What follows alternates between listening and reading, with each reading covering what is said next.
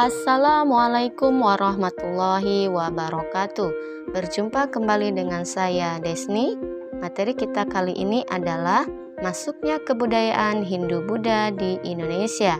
Sebelum dilanjutkan, alangkah baiknya klik tombol like, subscribe, dan nyalakan lonceng notifikasinya agar tidak ketinggalan video berikutnya. Kehidupan masyarakat pada masa Hindu-Buddha diawali dengan masuknya kebudayaan Hindu-Buddha di Indonesia.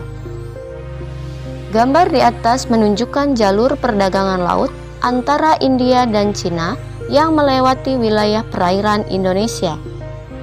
Hubungan dagang antara India dan Cina semula dilakukan melalui jalur darat yang dikenal dengan jalur sutra. Jalur ini membentang dari Cina melewati Asia Tengah sampai ke Eropa.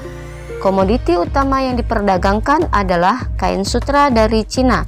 Itulah mengapa jalur tersebut dinamakan sebagai jalur sutra. Selain kain sutra, wewangian dan rempah-rempah juga menjadi komoditas yang sangat laris di Eropa. Akan tetapi, sejak awal abad Masehi, jalur itu dialihkan melalui laut karena situasi jalan darat di Asia Tengah sudah tidak aman. Jalan laut yang terdekat dari India ke Cina yaitu melalui Selat Malaka. Peralihan rute perdagangan ini telah membawa keuntungan bagi masyarakat di Indonesia.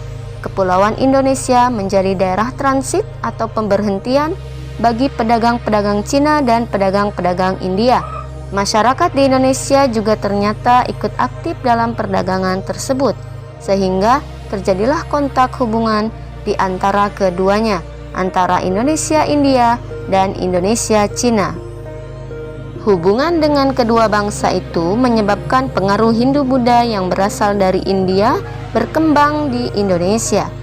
Berikut beberapa pendapat atau teori mengenai masuknya kebudayaan Hindu-Buddha ke Indonesia. Teori yang pertama adalah teori Vaishya. Teori Vaishya dikemukakan oleh N.J. Krom.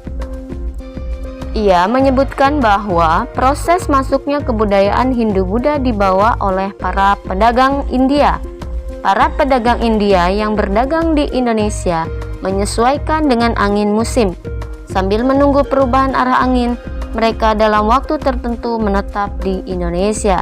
Selama para pedagang India tersebut menetap di Indonesia, memungkinkan terjadinya perkawinan dengan perempuan-perempuan pribumi.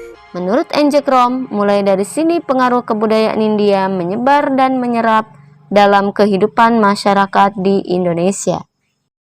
Teori yang kedua adalah teori Ksatria.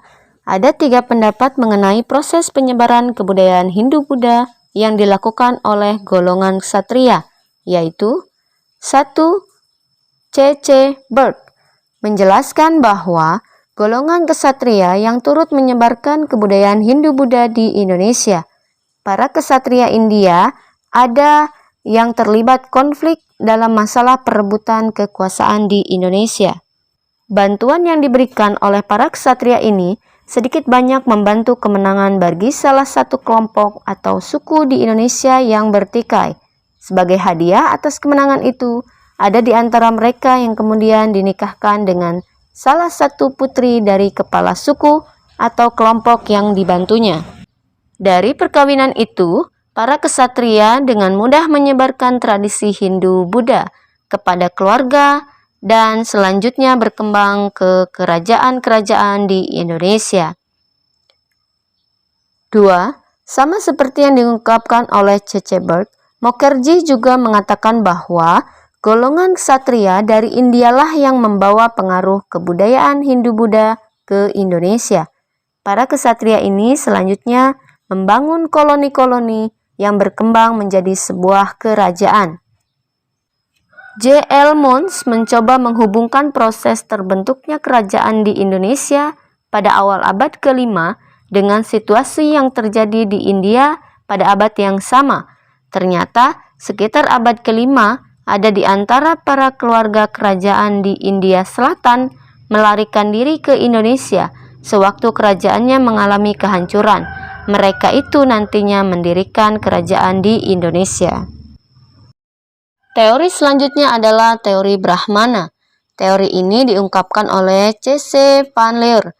Dia mengatakan bahwa kebudayaan Hindu-Buddha India yang menyebar ke Indonesia dibawa oleh golongan Brahmana. Pendapatnya itu didasarkan pada pengamatan terhadap sisa-sisa peninggalan kerajaan yang bercorak Hindu dan Buddha di Indonesia, terutama pada prasasti yang menggunakan bahasa Sanskerta dan huruf Pallawa.